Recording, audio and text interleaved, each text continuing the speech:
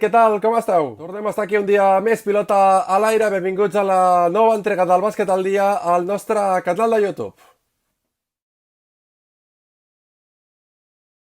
I Déu-n'hi-do, quins últims dies que ens ha deparat el món de la cistella. No serà per notícies, i la bomba primer va ser la situació de Pešić per part del Barça 24 hores després de perdre la final de la CB davant del Baskonia. En la seva segona etapa al club és indiscutible que el serbi ha portat el seu gra de sorra, ajudat com pocs ho podien haver fet a que el Barça s'aixequés de la seva pròpia tomba. Amb Pešić a la banqueta, el Barça ha tornat a lluitar pels títols, però amb això no hi havia suficient. El Barça necessitava alguna cosa més per conquerir lligues i sobretot més Eurolligues. Ho deia de fet el mestre Xavier Añua aquest dimarts, aquí al Bàsquet al Dia. El Barça, nuestro querido Barça, preparó una plantilla como para ganar todo. Y yo creo que esa plantilla es para ganar todo. Si no gana todo es porque algo falla. Yo creo, me gusta ser sincero, pero yo creo que el Barcelona tiene que dar más de sí, porque yo creo que tiene la mejor plantilla de Europa. Otra cosa es que no tenga el mejor entrenador de Europa. Yo creo que este Barça necesita y puede además tener y debe tener un entrenador moderno, un entrenador actual que saque rendimiento de un equipo fabuloso. Para mí, ya digo, creo que es el mejor equipo de Europa. Si tú correspondes y, por ejemplo, que si Vinicius responde, el equipo y el público van a estar hermanados. Y un público que empuja, que un entrenador que anima, que vive, que es capaz de sentir lo que está entrenando, tiene que transformar este equipo. Yo lo siento a veces decir estas cosas porque no me gustaría hablar así de otro entrenador, pero este es el hombre que el Barcelona necesita. Yo estoy seguro que si se remedia lo que hay que remediar, y es muy sencillo, el Barça el año que viene es campeón de Euroliga. Doncs el cicle de Pešić, el seu segon cicle a Can Barça, tocava la seva fi, malgrat tenir contracte fins al 30 de juny de 2021. Per cert, que dimarts, després de la final perduda, el propi Pešić, trist, tocat i decebut per la derrota per tancar una temporada en blanc, assegurava que aquest Barça té molt de futur. Yo pienso que teníamos una temporada, como se sabe, muy larga, demostramos que con equipo jugamos bien, ganamos muchos partidos y seguro que este equipo tiene ahora continuidad, tiene futuro, tiene carácter, tiene todo que se necesita ganar algunos títulos, y nosotros seguro que queríamos ganar este título. Esto no se puede decir, pero en baloncesto no se juega 5 contra 0. Seguro estamos decepcionados, estamos poco tristes o mucho tristes, y yo estoy seguro que en próxima temporada demostramos un paso adelante y ganamos uno o otro títulos. Doncs el futur d'aquest Barça està clar que serà sense Pešić a la banqueta. El seu substitut, la bomba de la setmana i potser la bomba de l'estiu, la protagonitza ell. Ya soy medio catalán casi, ¿no? El Barça me quiere y yo lo amo a Barça, con todo mi corazón, y toda la gente sabe, ¿eh? Soy un socio y lo seré para toda mi vida, ¿eh? Hola, buen día a todos los barcelonistas. Quería mandar a vosotros este vídeo para decir que estamos todos muy ilusionados con el nuevo capítulo de nuestras carreras. Estamos muy contentos por volver a Barcelona y nos esperemos vernos por el Palau. Pues muchísimas gracias. Visca Barça i visca Catalunya.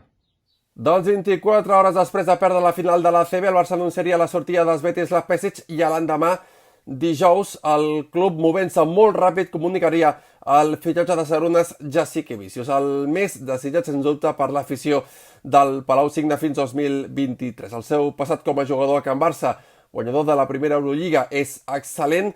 Esperem, veurem si el seu futur a la banqueta serà igual o millor. Sobre la sortida de Pešić i l'arribada de Saras, En parlava Joan Blader, directiu responsable de la secció. Bueno, en primer lloc, com tu dius, ahir vam comunicar l'acord per la rescisió del seu contracte. Jo volia donar un missatge de que li volem estar molt agraït per aquesta tasca que ha fet aquests 2 anys i escaig. La seva arribada va ser un punt d'inflexió amb la trajectòria del bàsquet aquí a casa i només donar-li les gràcies. Realment penso que es van guanyar 2 Copes dels Reis. Abans d'ahir vam estar quasi a punt de guanyar una lliga i només un missatge d'agraïment i que realment han sigut 2 anys molt intensos però amb una feina molt bona. Estem molt il·lusionats amb l'arribada del Sarunas. Penso que és un entrenador que coneix perfectament la casa, un entrenador que estava sent desitjat per tota Europa perquè la seva trajectòria amb el poc temps que ja porta com a entrenador només hi ha que veure-la i que a més coneix la casa i és un entrenador desitjat i a més molt estimat per tota l'afició. I ara nosaltres en podem parlar amb un home de bàsquet que coneix molt bé el que es cuina a Can Barça. De fet, ha estat cap de premsa del club, de la secció, i és a sobre amic íntim de Sarunas Jassikevicius. Ferran Márquez, què tal? Benvingut al Bàsquet al dia. Bona tarda, Òscar, què tal? Molt bé, molt content d'estar aquí amb tu. Escolta, primer preguntar-te com et trobes, perquè tu has passat la Covid. Sí. Vaig passar una Covid teòricament lleugera, perquè no vaig tenir pneumònia, però vaig estar durant 3 setmanes a 40 de febre per les nits.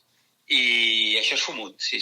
I, bueno, la cosa estic bé, m'he recuperat bé, estic fent vida normal absolutament i els anàlisis que m'han fet he sortit positiu. O sigui, he tingut el coronavirus i tinc defenses per donar i vendre. O sigui, estic correcte, diria. Molt bé, estic bé. Ens alegrem. Crec que era ahir o abans d'ahir, no? T'enviava un WhatsApp. Ferran, com estàs? No? Parlant del fitxatge de Sarunas Jassikevicius. I la teva resposta va ser molt feliç. Clar, home, molt content, home, el Saras és una persona que portarà il·lusió al Barça, portarà molta ambició i portarà rialles i diversió, que això és el que realment requereix el Barça i el bàsquet del Barça, no? Que hi hagi una mica de bon rotllo entre tots els estaments del club i que això es reflecteixi en la relació amb el públic i amb els jugadors. I això crec que el Saras ho farà. És un tio que és un guanyador, és un tio que és molt exigent, però és una persona que té molt bona relació tant amb el seu entorn proper com amb el més llunyà. Mira que hem parlat vegades, en l'etapa de ràdio de Bàsquet al dia, hem parlat vegades de la suposada o esperada, desitjada arribada de Sarunas Jassikevicius al Barça, que semblava que no arribaria mai al dia. Sí, jo quan aquest estiu va sortir de l'opció del Fenerbahçe vaig pensar, és que confirmi pel Fenerbahçe i se'n vagi 4 anys de contracte o 3 anys de contracte al Fenerbahçe, l'haurem perdut. I no, afortunadament doncs, això no ha sigut d'aquesta manera. Ell tenia moltíssimes ganes de venir al Barcelona a entrenar. Ell tenia moltes ganes de demostrar-li l'afecció del Barça, que ja està preparat per ser entrenador del Barça, si hi havia qualsevol dubte d'algú que ho podia dubtar, i vaja, jo crec que és un gran encert per part del club portar el Saras aquí, un gran encert. Sí que és cert que ho tenia prou avançat en Fenerbahçe, però sempre hi havia aquest asterisc d'espereu a veure què passa amb el Barça, no? No, clar, és que jo crec que per ell i per qualsevol persona viure a Barcelona i estar al Barça és, en aquests moments, econòmicament, tal com està el club, socialment és el millor, no? I, bueno, puc posar-te un exemple que m'explicava el Derrick Carlson. Te'n recordes el Derrick Carlson, l'americà que va jugar al Barça fa uns anys? I això que no sigui ofensiu, sobretot. Jo explico en la tessitura del moment. Ell deia, en Istanbul és impossible salir de casa i volver a casa con zapatos limpios. Vale? O sigui, això és bàsicament la idea que hi ha. No? Bueno, això és un exemple sense més, però essencialment és això, és poder viure a Barcelona i estar a Barcelona és molt interessant per ell. No? Home, parla, suposo, del nivell de vida, no? D'Estambul a Barcelona, no? Clar, no té color. Sí. El nivell de vida, la situació a Barcelona, tot, la seva vida a Barcelona, la vida de la seva família, la seva dona, els seus fills, estaran molt bé i molt a gust aquí a Barcelona i bàsicament això és el que ell persegueix. No? Però evidentment ell aquí vol venir per competir, per guanyar i per demostrar que és un entrenador preparat. Ferran, tu has arribat a pensar que Saras no entrenaria mai al Barça, veient els antecedents de les últimes temporades, que no arribava al dia? Era com... Ho dones per perdut? Havies arribat a donar-ho per perdut? Home, clar, sí, ho donaves per perdut perquè semblava que com que que li faltava alguna cosa al Saras per venir a entrenar al Barça, no? I que semblava com que sempre hi havia un substitut. Primer va ser Batzocas, després va ser el Sito, després va ser el Pesic, després va ser la renovació del Pesic, després va ser la renovació per 2 anys del Pesic. Hosti, tu. I el Saras, clar, estava allà com dient, però no ho veu la gent que és el millor entrenador, un tio que és culer de sentiment, un tio que s'estima el Barça com a casa seva. Clar, i ho he pensat diverses vegades, que el Saras podia quedar sense entrenar al Barça. El Barça ho anuncia ahir, dijous, si no vaig equivocat ara, que no sé molt ben quin dia ha vist, però ja fa mesos, no?, que el Barça va començar a parlar amb Sarunas. Bueno, jo això no ho sé ben bé del cert, sé que hi ha hagut contactes, però no ho sé ben bé del cert. El que sí és cert és que el Barcelona ha fet una transició després del fracàs de la fase final de la Lliga molt ràpid. Ha fet un pim-pam. S'ha tret del damunt a Pesic el més ràpid que ha pogut i ha fitxat el Saras el més ràpid que ha pogut.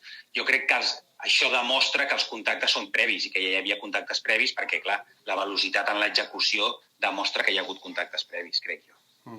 També pot sorprendre el sí dels Sarunas, perquè semblava que amb aquesta directiva es feia difícil veure-la ell, no?, entrenant al Barça per les estires i arronses que hi ha hagut durant els últims anys, o paraules del propi Sarunas Jasikevičius, que demanava potser certes coses que aquesta actual directiva no estava... En principi semblava que no acceptaria, no? O no acceptava. Jo crec que més que no acceptar-ho era el fet que no... com que no el consideraven, com no el consideraven un entrenador per venir al Barça. Jo crec que en el moment en què el Barça es posa en contacte amb tu i et dic, et vull per 3 anys, et vull, amb aquests jugadors podem fer aquests canvis, Clar, en el moment en què et diu això el Barça i en la situació del mercat actualment, tal com estan els clubs després de la pandèmia i tal, crec que és indubtable que l'opció del Barça pel Saras era la millor i així ha sigut, no? I per altra banda, jo crec que tots els comentaris aquests que hi va haver en el passat i tal, crec que estan bé, que són positius, perquè això anima el bàsquet. O sigui, això és el que és el bàsquet. Vull dir que si a un no el contracten, doncs el tio contesti i ho digui i ho comuniqui, no? I digui, escolta, no estic d'acord amb això, sí. Jo crec que això és maco, és positiu i és una cosa que ens hem d'acostumar. El Saras és un tio molt directe. Quan tingui qualsevol problema, ell ho comunicarà, ell ho dirà. Hi ha una cosa que no dirà a la premsa, però en general ell comunicarà coses, no? O sigui, la darrera roda, una roda de premsa que va fer amb el tema del Lima, quan el Lima va tenir el fill i tal, que li va dir el periodista, però tu ets pare? Si no ets pare, no parlis, no opinis, perquè quan ets pare és la major il·lusió que hi ha al món veure el fill que ha nascut i el tens als teus braços. Per tant, coses com aquesta les veurem, perquè és un tio molt directe i molt sentimental, per dir-ho d'alguna manera. Has parlat amb ell? Has pogut parlar amb ell o...? No, he enviat només whatsapps amb ell, m'he enviat whatsapps. Com està? No sé si... Bueno, ja hem vist el... L'hem escoltat, no? Molt feliç, molt content, clar, però vull dir, no he parlat amb ell els darrers dies, no he parlat amb ell. És un repte majúscul, no? Perquè, ara, com a entrenador, com aquell que diu, acaba de començar, tampoc fa tants anys que entrena, tot i que ja ha recollit èxits importants, no? Potser el més rellevant va ser la classificació dels Žalgiris per la Final Four, recent Final Four d'aquests últims anys. Campió de Lliga també amb els Žalgiris, vull dir... Però potser aquest és el seu gran repte, no? El seu primer gran repte com a entrenador. Bueno, clar, és el major repte que hi ha en el Barça, amb un equip guanyador, amb un equip amb un pressupost important, això està claríssim. Jo crec que ella a Lituània ha demostrat des del primer dia que és un entrenador de primer nivell. Vull dir, essencialment perquè el Lietuvo-Ritas no ha valorat ni una lliga ni una copa mentre ell ha estat entrenador. Punt decisiu, no les valorades. I, per altra banda, amb un pressupost molt minso, va classificar l'equip per la Final Four fa 2 temporades. Per tant, jo crec que és un entrenador que, tenint el passat que té Blaugrana, tenint la història que té Blaugrana i tenint el present que té després d'haver entrenat els Žalgiris durant 4 temporades, home, jo crec que és evident que és un tio preparat i absolutament calibrat per poder donar el màxim al Barça. Veurem quins són els resultats. La cosa també ens ho hem de prendre una mica amb calma i tranquil·litat, que no hi hagi una eufòria excessiva, que no hi hagi una ànsia excessiva, però essencialment el Saras és un tio guanyador i que vindrà aquí amb l'exigència màxima des del primer dia fins al darrer. Vull dir, a tope. Doncs l'eufòria, ets conscient que l'eufòria existeix, eh? Hi ha molta eufòria, a l'entorn culer, a dia d'avui, No, ho sé. Una cosa és la il·lusió i l'altra és l'eufòria. La il·lusió de que el Saras vingui la tinc jo, probablement la tens tu i la té moltíssima gent, perquè és un entrenador que té caràcter, que escridassa bastant als seus jugadors, però que té molt bon rotllo amb ells. I això és molt important, tenir molt bon rotllo amb els jugadors. I per altra banda, perquè és un tio que ja s'ha vist que és guanyador, que és un tio guanyador. I per tant, jo crec que tot això fa que la gent estigui molt il·lusionada. Una altra cosa és que estigui eufòrica, que estigui excitada, però la il·lusió l'hem de tenir, perquè si no tenim il·lusió no anem bé. La il·lusió és el que fa que el Palau bategui, que el Palau estigui al costat de l'equip, que la gent no ompli el Palau tots els partits, i això és el que aconseguirà el Sara, estic convençut. Però pot ser contraproduent, aquesta potser excessiva il·lusió, perquè clar, la gent està òbviament molt necessitada, no?, de títols, i quan dic títols és Eurolliga, perquè és bàsicament el que vol l'afició. Està molt bé la Lliga CB, la Copa del Rei, etc. Però la gent vol tornar a guanyar una Eurolliga. I no seria la primera vegada que aquesta il·lusió no acaba amb el que la gent espera. Fa 6 anys que no guanyem la Lliga, Sí, també és veritat. També és una qüestió d'aquelles de dir, anem pas a pas, anem a construir una cosa sòlida. Jo crec que el campionat nacional és el primer que has de dominar per després dominar l'Eurolliga, i essencialment el que has de fer és que l'equip jugui un bàsquet il·lusionant, motivador, com el que va portar el Xavi Pasqual a guanyar la de l'Eurolliga el 2010, que era un bàsquet amb ritme, el bàsquet de Fals Alguiris, per exemple, vull dir, un bàsquet atractiu, i això jo crec que el Saras ho farà i es veurà un bàsquet atractiu aquí i que tindrà els seus resultats. Si hi ha massa eufòria, les coses no són bones, això està claríssim. Si hi ha massa eufòria, els equips no funcionen. El que hi ha d'haver és moltíssima il·lusió i moltíssim recolzament a l'equip, perquè l'equip ha d'estar molt tocat després de la derrota contra el Baskonia, perquè era una derrota d'aquelles que dius... Era tan favorit el Barça que va ser una garrotada tremenda i els jugadors han d'estar ensorrats. Per tant, se'ls ha de recolzar els jugadors i se'ls ha de portar cap amunt.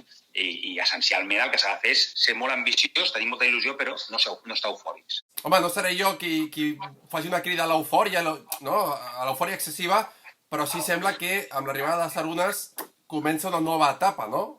Home, una nova etapa que ha d'estar presidida per la il·lusió. Això crec que és molt important i és essencial en el nostre esport, en el bàsquet.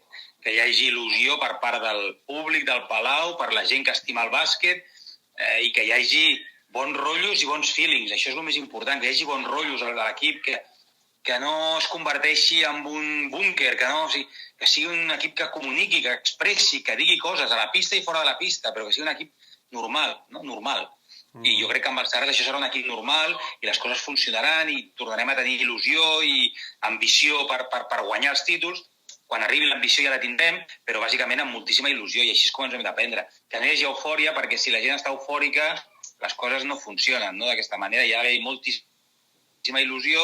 Si hi ha algun mal resultat, respectar-ho, perquè és la fase inicial d'això, però essencialment tenim moltíssima il·lusió i moltíssima ambició. Il·lusió i ambició. Creus que tindrà plens poders? Jo crec que al Barça mai hi ha plens poders. Al Barça mai hi ha plens poders perquè hi ha tanta gent per manar que el que s'ha de fer és, i el que ha d'intentar el Saras, crec jo, i qualsevol entrenador que vulgui entrenar al Barça, és delimitar molt bé les persones amb les quals ell parla i quin poder tenen. Això és molt important. Si ell delimita bé les persones amb les quals ell parla i la presa de decisions d'aquestes persones juntament amb ell estan ben preses, jo crec que l'èxit està garantit. Jo poso l'exemple en l'època final que jo vaig estar, era Xavi Pasqual, Joan Creus, i ja tenien prou per prendre la seva decisió i expressar-la al més alt nivell després. I a l'etapa anterior era Salvador Alemany, Antonio Maceiras, Aito García Reneses, i amb aquests ja estava el nucli dur.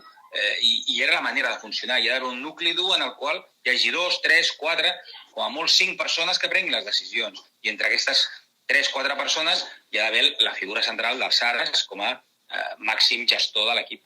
És a dir, que aquí seria Saras-Nacho Rodríguez, no? Seria el binomi principal. Crec que sí. Crec que la seva relació és molt bona. Crec que la seva relació de quan eren jugadors i posteriorment s'ha mantingut ha sigut bona. I crec que el que han de fer és crear un grup, una unió i estar ben cohesionats i que no hi hagi cap filtració de cap tipus i simplement anar construint en base a això, no? Jo ho veig d'aquesta manera. Crec que el Nacho ha de ser la persona que el tingui més a prop i que el Nacho expressi les opinions del Saras més cap amunt i fer un bon equip. Molt bé. Doncs a veure què és capaç de fer ell i de conduir aquest Ferrari, no? Perquè és un Ferrari perquè tindrà al seu abast Mirotic, vaja, una ratalia d'estrelles, de jugadors espectacular. Crec que sí, crec que ell és conscient d'això. I bàsicament el que se li ha de demanar és que ell posi l'engranatge a funcionar, no? I jo crec que això ell ho farà. I sobretot moltíssima il·lusió i moltíssima ambició. I que les cares dels jugadors canviïn. Que les cares dels jugadors canviïn. Perquè si anem amb aquestes cares de defunció, de mig morts, no funcionarà la cosa. O sigui, s'ha d'anar amb cara d'il·lusió, d'ambició, de vaig a competir, vaig a guanyar, vaig a ser millor que tu, amb cara de ser jugador de bàsquet, no de ser un... no sé, d'anar com amb recança a jugar, no? S'ha d'anar amb il·lusió i amb ambició a jugar. I això és molt important. Home, sense ser dràstic, no? Però potser Pesic i Sarunas és la cara i la creu, no? Són dues formes de fer totalment oposades. Crec que era un equip trist, el Barça. Era un equip trist, vull dir, el Barça guanyava, però l'equip era trist. I l'equip era trist, vull dir, jo no sé si era per Pesic o per equip, però era un equip trist. I crec que amb Sars ha de ser un equip alegre, un equip ambiciós i amb moltíssima il·lusió. I això és el que s'ha d'aconseguir. I sobretot que s'acabin ja les sortides histriòniques de to i històries d'aquestes que l'únic que trenquen és l'equilibri de l'equip i impedeixen que els jugadors puguin rendir al seu màxim nivell. Molt bé. Doncs a veure què ens depara aquest Barça de la propera o properes temporades, perquè serà signat per les properes 3 temporades i que té temps per començar a posar fil a l'agulla i iniciar un gran projecte de futur, de present, però sobretot de futur, no? Que condueixi el Barça a tornar a regnar a les lligues, o la lliga domèstica, en competicions nacionals, però també a Europa, no? A l'Eurolliga. Clar, i si ens fixem en els antecedents, o sigui, la història és molt curiosa perquè es repeteix. El 2003 es va guanyar amb un equip en el que en temporades anteriors estava el Pau Gasol, en aquella temporada no hi era, però estava el Juan Carlos Navarro i hi havia una sèrie de jugadors formats a casa. No tenien gaire nivell aquests jugadors, però estaven a l'equip. Estaven a l'equip. Raymond Van der Hare, César Bravo, etc. Vale? El 2010, amb Xavi Pasqual, va passar el mateix. Joan Carles Navarro, jugadors catalans, Víctor Sada, jugadors formatius. 2020 no hi ha cap jugador formatiu al primer equip del Barça. Això, fins que no se n'adonin els que manen de que és un error històric no tenir cap jugador formatiu. Per molt que siguin dolents els que hi hagi. O sigui, per molt que siguin tonyines, encara que siguin tonyines, és igual, que juguin. Perquè al final sortirà un que serà un tonyinot i serà l'hòstia. Però quan arribi aquest jugador hem d'haver tingut l'experiència d'haver fet jugar altres jugadors que no tenien tant nivell. I bàsicament que el 11è, 12è, 13è i 14è jugadors, perquè les plantilles ja no són de 12, sinó que són de 14 o de 15 jugadors, que els 4 darrers jugadors siguin jugadors formatius de casa. Perquè si vols generar il·lusió al teu públic han de ser jugadors formatius, jugadors formats a casa, que sàpiguen el que és defensar la samarreta del Barça des que tenen 10 anys. I això és essencial. I m'és igual on són nascuts aquests jugadors. M'és igual si es diu Mario Zonja, si es diu Aleix Font, m'és igual. Però han de ser jugadors formatius, que sàpiguen el que és jugar al Barça. I això és el que s'ha perdut i fins que no recuperi això serà un procés.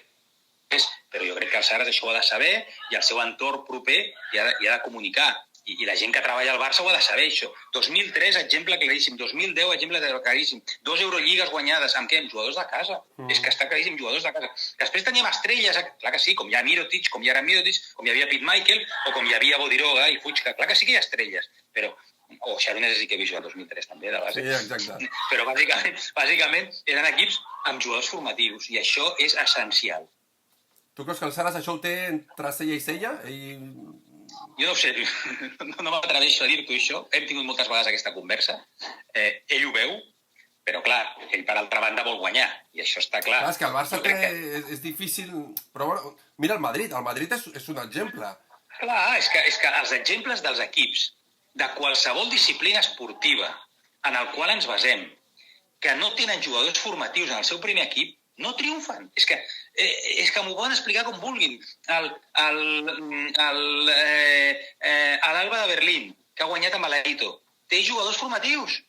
És que és impepinable, té jugadors formatius de casa perquè és l'única manera de que el teu equip rendeixi al màxim nivell i que tingui la comunió amb el públic, que s'hi generi aquestes sinergies positives entre el públic i l'afició i l'equip. Vull dir, el Barça del Pep Guardiola, Pedro jugava en aquell equip. Pedro, que se'n va del Chelsea, el va fer multimilionari. Bueno, doncs és així. O sigui, Pedro jugava en aquell equip. I és així, vull dir, són jugadors formatius i per tant senten els colors i senten la casa com si són part de l'equip. Sí. No, tens tota la raó. I la gent ho té molt present, també, que vol veure canterans sobre el parquet del Palau Blaugrana, perquè de fet l'últim canterà que va jugar amb el Barça era Navarro. Bueno, va sortir l'Aleix Font, no?, que va jugar 2 minuts o 4 minuts, però després sortida de Joan Carles Navarro, sortida de Víctor Sada, i des d'aleshores res. No pot ser. És que per molt dolents que siguin els nois, per molt dolents que siguin, que juguin, que estiguin a la banqueta, que entrenin, n'hi haurà un que millorarà i arribarà a jugar al primer equip, seguríssim. Es digui Volmaro, es digui Sergi, no sé què, es digui com es digui, però segur que hi haurà un jugador que podrà jugar, i això és la clau, que aquest jugador jugui i que rendeixi i que es pugui convertir en un jugador de primer nivell. Bueno, doncs això ja arribarà, i quan arribi això no ens mirarem al Madrid com dir, mira, tenen el Luka Doncic, el Luka Doncic, és nostre, són nostres els jugadors. Sí. Escolta, Ferran, estaríem estona i estones i hores parlant. Per acabar, com definiries l'etapa Pesic, la segona etapa de Pesic al Barça? Una etapa molt agobiant per tothom. Pel públic, per la pesadesa del joc, pels jugadors, per l'exigència, però per l'exigència mal entesa, i pels empleats del seu entorn, per la manera de ser d'aquesta persona. És a dir, que els jugadors han acabat fins al gorro. Clar, jo crec que tothom ha acabat fins... O sigui, ha passat el que vaig dir quan el van fitxar per 3 mesos. És un entrenador per 3 mesos, perfecte, però acabar la temporada que no...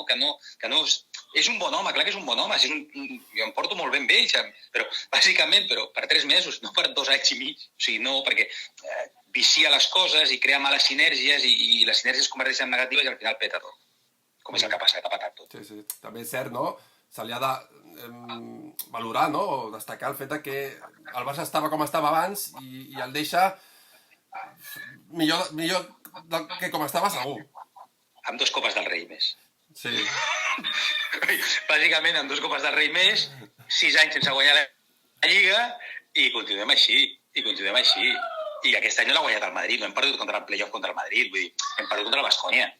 Un equipet de bon nivell, però que no arriba al nivell del Barça, vull dir, és que no.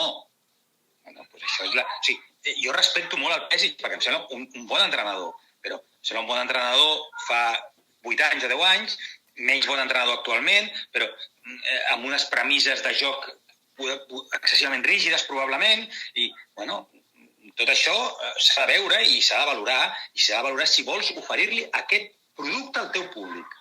Això és la clau. Si tu vols oferir aquest producte al teu públic, tens un problema. És un problema que és que fracasses, al final. Ferran, gràcies. Esperem, tant de bo, perquè serà boníssima senyal que l'etapa de Saras d'entrenador sigui igual d'exitosa que la seva etapa com a jugador. Clar que sí, home, i sobretot el bon rotllo. Sí, això és molt important. Que hi hagi bon rotllo a l'equip, que hi hagi comunicació, que es comuniquin les coses, que s'expressi la gent, no? Amb llibertat, a la pista, que hi hagi bronca, vale, sí, al Saras li fotrà una bronca amb un jugador, però que hi hagi bona relació entre tots, no? Això és molt important, molt important. I això estic convençut que amb el Saras ho tindrem.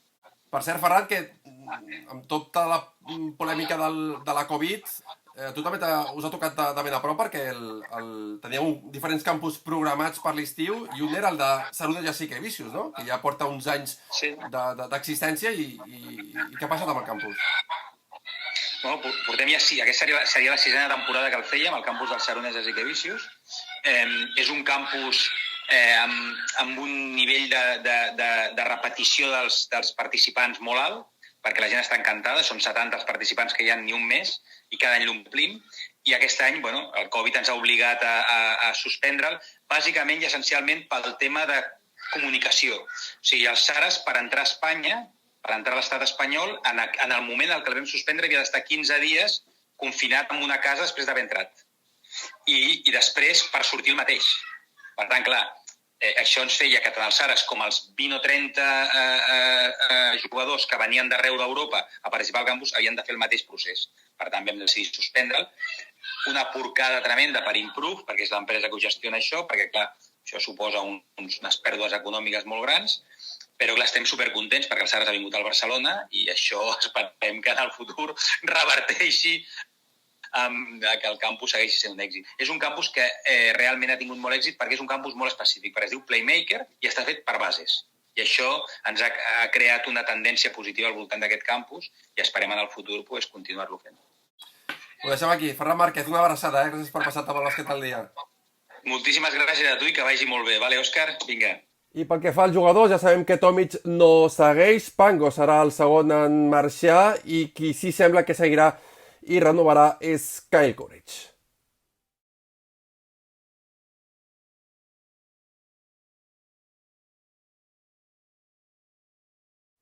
I més enllà del Barça, el món del bàsquet ens ha deixat moltes més notícies. Per exemple, la Penya fitxa per partida doble Vladimir Brosianski, pivot eslovac, ex-Obradoiro, i Ferran Bassas, fins ara jugador del Sant Pablo Burgos, que torna a casa.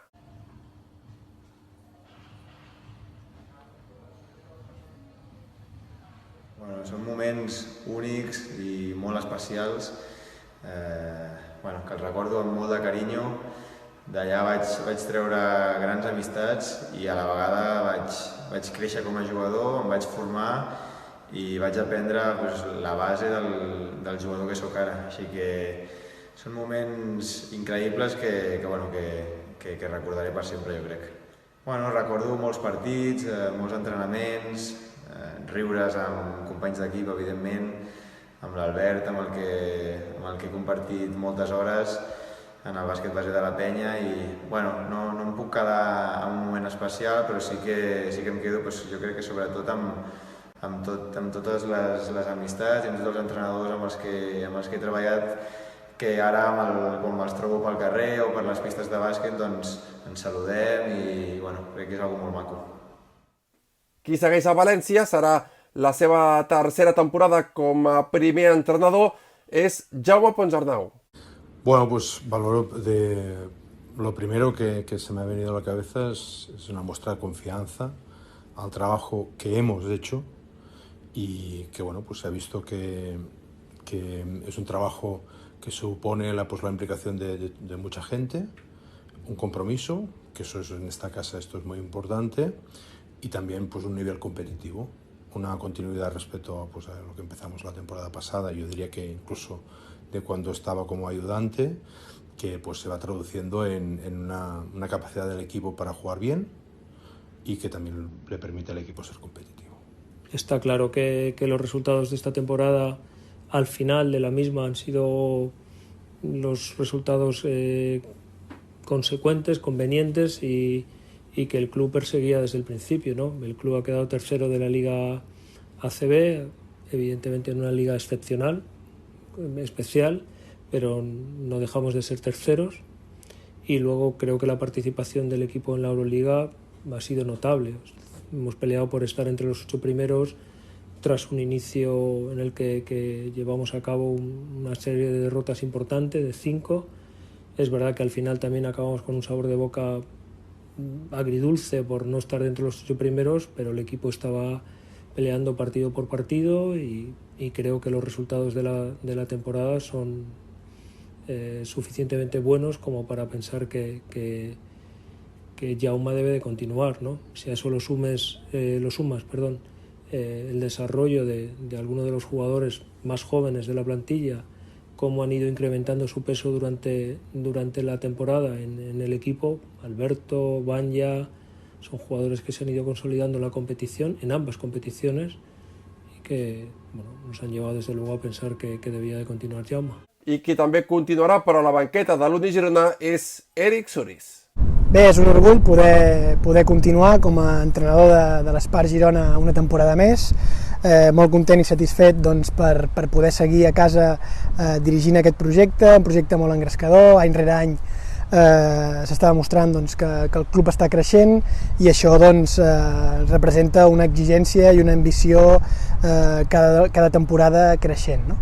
L'objectiu del club a Europa sempre és seguir creixent, competir al màxim nivell i evidentment doncs, anar posant cada vegada de forma més gran Girona en el mapa europeu. Bé, la Lliga s'està demostrant amb les plantilles que els clubs estan configurant que un any més segueix creixent tot i les dificultats que hem passat tots i que estem passant tots, però bé, és molt il·lusionant i molt atractiu veure doncs, com cada vegada més clubs s'estan reforçant amb jugadores de màxim nivell, jugadores que tornen, jugadores que fins i tot doncs, de gran nivell que no havien estat i venen a la Lliga Endesa. Per tant, una lliga molt atractiva que sembla que s'està doncs, confeccionant i a part de que sigui una lliga que sembla que serà també més àmplia en quant a quantitat, sens dubte també ho serà en quant a qualitat. Qui no segueix a Girona és Núria Martínez, la catalana, una de les millors jugadores del país, ha pres la decisió de retirar-se. Crec que és el moment d'encarar nous projectes i diferents objectius i és el que sento ara mateix. No? Però no volia marxar de Girona sense donar les gràcies a tota aquesta gent que m'ha recolzat i animat incondicionalment des del primer dia, que realment donar les gràcies perquè m'heu fet sentir com a casa des del dia que vaig entrar per la porta de Fontejau. No? Res, dir que a Girona han sigut 3 temporades molt intenses, amb molts bons moments i que evidentment recordaré per sempre. Girona per mi és i serà sempre una part molt important de la meva vida. Ens veiem molt aviat. I la canadenca Kim Dorstauder, nou reforç interior pel Cadí la Seu. Tengo muchas ganas de llegar a la SEU, de conocer a toda la gente y de empezar con la temporada. Nos vemos pronto. Chao.